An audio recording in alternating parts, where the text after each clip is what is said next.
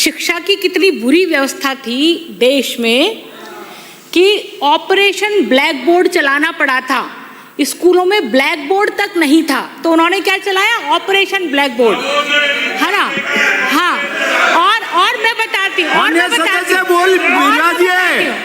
मैं बताती हूँ, उस समय अटल बिहारी वाजपेयी जी की सरकार बनी और वो सरकार दूरदर्शी, नीतिगत, राज को भी नीति से चलाना, राजनीति, यानी कि राजनीति शब्द का असली संधि विच्छेद करते हुए कि राज्य को नीति से चलाना, और इसलिए उसने वैसी नीतियां बनाई जो पूरे देश भर में लागू हो, और इस नाते से वो सर्व शिक्षा अभियान लेकर के आए। और उस सर्व शिक्षा अभियान का परिणाम रहा कि पूरे देश में primary school, middle school, secondary school, हर ग्राम पंचायत पर एक हाई सेकेंडरी स्कूल हो। ये उस सर्व शिक्षा अभियान का ही परिणाम है। और आपकी सरकार ने क्या किया माननीय सभापति महोदय? कांग्रेस जब यूपीए की गवर्नमेंट आई तो कांग्रेस के शिक्षा मंत्री थे, नाम ध्यान आ रहा मुझे, कपिल सिब्बल। हाँ, उस समय उन्होंने एक आदेश जारी किया कि 8वीं के बोर्ड में, 8वीं का बोर्ड तो होगा लेकिन 8वीं के बोर्ड की परीक्षा में किसी को फेल नहीं करना है। और इसका ये दुष्परिणाम हुआ कि जितने स्कूलों में, हमारे सरकारी स्कूलों में 90% बच्चे अनुसूचित जाति जनजाति के आते हैं, और वो बच्चे जो अनुसूचित जनजाति के आते हैं उनको ये कहा गया कि आप तो पढ़ो ही मत और बिना पढ़े ही पास हो जाओ, ताकि 10वीं में जाओ तो फिर आगे कभी पढ़ो ही मत। तो इनका ये तरीका था अनुसूचित जाति के बच्चों को रोकने का, इसलिए इनको ये याद रहना चाहिए। मैं अब अपनी बात पर आती हूँ माननीय सभापति। वैसे तो मेरे पास बहुत सारे जवाब है देने के लिए, परंतु मैं अपना विषय रखना चाहूँगी इनकी बातों में उलझने की बजाय। इसलिए माननीय सभापति महोदय, सबसे पहले तो मैं वन विभाग की अपनी विषय रखना चाहूँगी। वन विभाग पर माननीय मंत्री महोदय यहाँ बैठे हैं और मैं मुख्यमंत्री जी का धन्यवाद अदा करती हूँ कि उन्होंने हरियाणा और राजस्थान अभियान चलाया, क्योंकि प्रकृति के जितने विपरीत जाओगे, जितने दूर जाओगे, उतना ही मनुष्य के लिए घातक परिणाम देने वाली है ये प्रकृति। प्रकृति के नज़दीक जाना ही उसके लिए श्रेष्ठ कर है। इसलिए हमने हरियाणा राजस्थान अभियान चला करके प्रकृति के नज़दीक जाने की बात कही। मातृ वन, और इस बजट में नमो वन आप लेकर के आए। मैं 2-3 सुझाव आपको देना चाहूँगी। एक तो जो वन विभाग की ज़मीन है, वन विभाग का जो क्षेत्र है, हम शहर के लोग यदि वन विभाग की जमीन पर विधायक कोष से कोई राशि देते हैं तो 2-3-4 साल लग जाते हैं और खर्च नहीं कर पाते, क्योंकि वहाँ सिविल इंजीनियर नहीं होते। तकनीकी इंजीनियर नहीं होने के कारण से एस्टीमेट कौन बनाए, फिर उसका वेरिफिकेशन कौन करे। पेड़ लगाने में तो महारत है आपके विभाग को, पर सिविल वर्क करने में महारत नहीं है। इसलिए बाउंड्री वॉल करके यदि 4 दीवारी करना हो, कोई एनीकट उसके अंदर बनाना हो, तो आपके विभाग के लोग काम ठीक ढंग से नहीं कर पाते। इसलिए यदि हम अजमेर विकास प्राधिकरण या नगर निगम या पीडब्ल्यूडी से ये काम कराना चाहें तो आपके विभाग एनओसी नहीं देता है दूसरे डिपार्टमेंट को काम करने के लिए, जबकि हम वन विभाग की जमीन को संरक्षित करने का ही काम कर रहे होते हैं।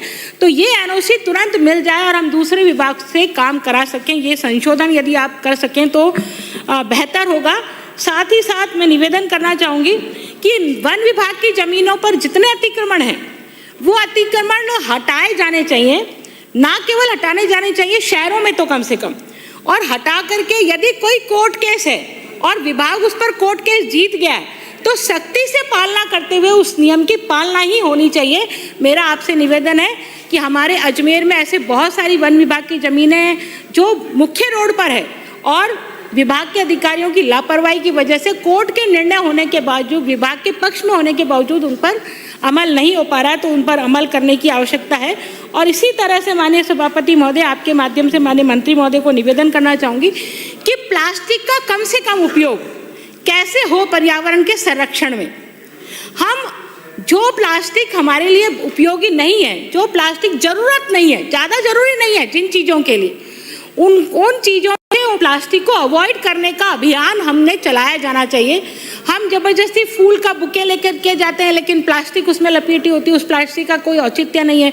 अभी हमको विधानसभा से डायरियाँ मिली, वो डायरी में प्लास्टिक लपेटी हुई थी, उस प्लास्टिक का क्या मतलब है? कोई मतलब नहीं है।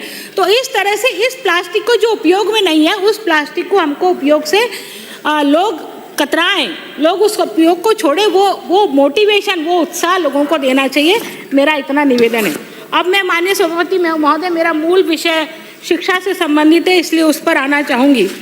माननीय सभापति महोदय, किसी ने कहा है हमारे जीवन में शिक्षा का वैसा ही महत्व है जैसा जीने के लिए सांसों की, जीने के लिए जैसे सांसें आवश्यक है, उसी तरह से शिक्षा हमारे जीवन में बहुत ज़रूरी है।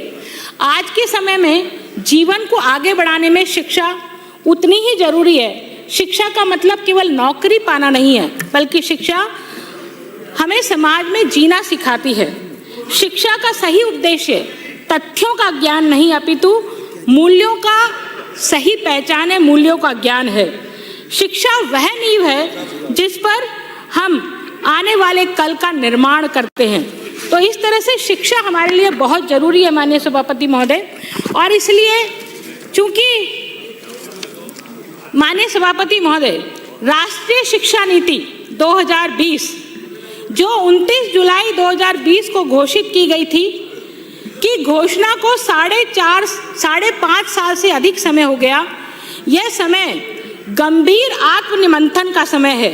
हमें यह विचार करना होगा कि राजस्थान की उच्च शिक्षा इस ऐतिहासिक नीति के संदर्भ में कहाँ खड़ी है।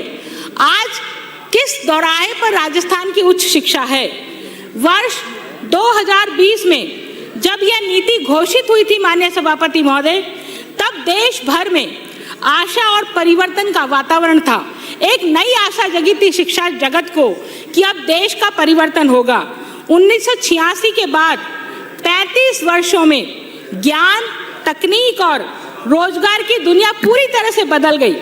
ऐसे समय में शिक्षा को बहुविषयक, लचीला और शोध आधारित बनाना अनिवार्य था। राष्ट्रीय शिक्षा नीति ने भारतीयता, भारतीय ज्ञान परंपरा और 21वीं सदी के कौशल से युक्त शिक्षा को स्पष्ट दिशा दी है। इसलिए मैं माननीय सभापति महोदय, माननीय मंत्री महोदय को निवेदन करना चाहूँगी कि 5 वर्षों में केंद्र स्तर पर नेशनल क्रेडिट फ्रेमवर्क, अकादमिक bank of credit, national higher education qualification framework, dual degree guidelines और इंस्टीट्यूशन डेवलपमेंट प्लान जैसे अनेक ढांचे बनाए गए हैं। परंतु राजस्थान में, यदि मैं राजस्थान की बात करूं, तो इनका क्रियान्वयन अभी अपेक्षित है। और जिस गति से काम होना चाहिए था राजस्थान में, उस गति से काम करने की बहुत ज़रूरत है, बहुत एकरूपता की ज़रूरत है। हमारे विश्वविद्यालय जैसे university of Rajasthan, Mohanlal Sukhadia university और जयनारायण व्यास यूनिवर्सिटी जैसी यूनिवर्सिटियों ने अपने अपने स्तर पर काम किया है, परंतु पूरे राज्य में एकरूपता हो, इस दिशा में अभी हमारे कदम नहीं उठे हैं। इसलिए हमें कदम उठाना नितांत आवश्यक है। माननीय मंत्री महोदय, मैं निवेदन करना चाहूँगी कि Rajasthan state higher education council का पुनर्गठन और सशक्तिकरण अभी अपेक्षित है। राज्य में कोई अधिकार संपन्न टास्क फोर्स नहीं बनी है जो नीति के क्रियान्वयन की निरंतर मॉनिटरिंग करे।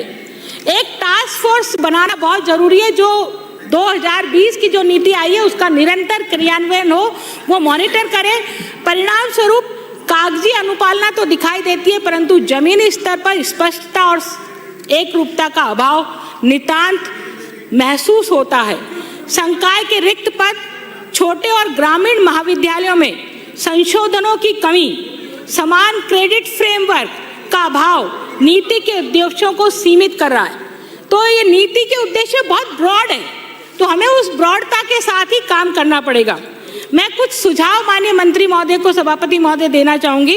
मेरा पहला सुझाव है कि मुख्यमंत्री की अध्यक्षता में 8 से 10 सदस्यों की एक अधिकार संपन्न राज्य स्तरीय टास्क फोर्स का गठन किया जाना चाहिए, जिसमें वर्तमान सेवानिवृत्त कुलगुरु, अनुभवी प्रोफेसर और प्राचार्य तथा शिक्षा प्रशासन से के विशेषज्ञ शामिल हों।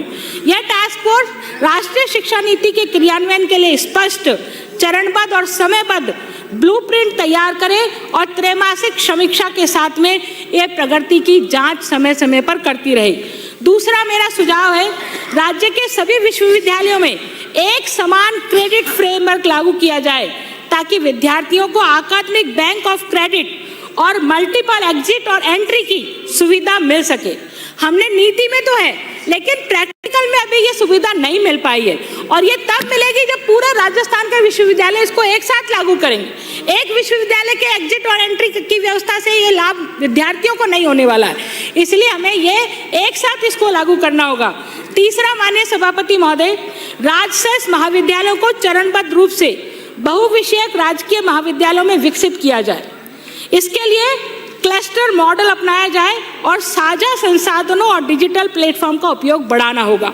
माननीय सभापति महोदय, पिछली बार कांग्रेस ने आनन फानन में बहुत सारी चीजें, बहुत सारे महाविद्यालय खोल तो दिए, लेकिन ना तो उनकी बिल्डिंग है, ना टीचिंग स्टाफ है, कुछ भी नहीं है। ऐसी स्थिति में ये महाविद्यालय कैसे चलेंगे और कैसे लोगों विद्यार्थियों के लिए उपयोगी होंगे, वो हमारे लिए बहुत जरूरी है। तो चरणबद्ध रूप से आप इसको जो है मॉडल इसका आप अपनाओ क्लस्टर के रूप में, कि अजमेर का एक क्लस्टर बनाओ, उस क्लस्टर में कौन कौन से कॉलेज में कौन कौन से विषय होंगे, तो सारे अजमेर के विद्यार्थियों को, यदि किसी को साइंस चुनना है तो किस महाविद्यालय में जाना है, किसी को कौन सा सब्जेक्ट चुनना है तो वो एक क्लस्टर के रूप में आप विकसित कर सकते हो। एक महाविद्यालय में आप सारे विषय नहीं खोल सकते, तो क्लस्टर के रूप में अपनाना होगा। चौथा मेरा सुझाव है कि उच्च शिक्षा संस्थानों में रिक्त पदों को शीघ्र भरा जाए और कैडर रिवीजन की प्रक्रिया को पूरा किया जाए, ताकि शिक्षकों का मनोबल और गुणवत्ता दोनों सुदृढ़ हो। मेरा निवेदन है माननीय सभापति महोदय, राजस्थान शोध नीति और निधि दोनों बहुत आवश्यक है, क्योंकि बिना नीति और बिना निधि के ये पूरी बातें कपोल कल्पित ही रहने वाली है, इनसे कोई रिजल्ट निकलने वाला नहीं है। इसलिए शोध निधि तो बहुत अति आवश्यक है, इसको किया जाना चाहिए। सुझाव तो मेरे पास बहुत थे, पर सभापति महोदय आप घंटी बजा रहे हैं, इसलिए मैं कुछ हाँ, मैं 2-3 चीजें बोल करके अपनी बात को पूरा करूंगी। माननीय सभापति महोदय, देखिएगा, राजस्थान के जितने विश्वविद्यालय हैं, उन सब विश्वविद्यालयों में 50% से भी कम पद भरे हुए हैं। ऐसी स्थिति में ये विश्वविद्यालय कैसे काम करेंगे, कुछ पता नहीं। इसके साथ जो निजी विश्वविद्यालय नौकरियों में, और माननीय सभापति महोदय, निजी विश्वविद्यालय का विषय खत्म करके मैं बैठ रही हूँ। आप समाप्त कीजिए। निजी विश्वविद्यालय की बात बोल करके पूरा करी। निजी विश्वविद्यालयों में माननीय सभापति महोदय, जिस तरह से डिग्रियों की बंदरबाट होती है, उस डिग्री माननीय सभापति महोदय से हमें अच्छे संसाधन नहीं आपने मुझे और उसके कारण से शिक्षा 22 संसाधन वन एवं पर्यावरण सरकार को मांग संख्या 45 में अभी उपलब्ध होगा बोलने का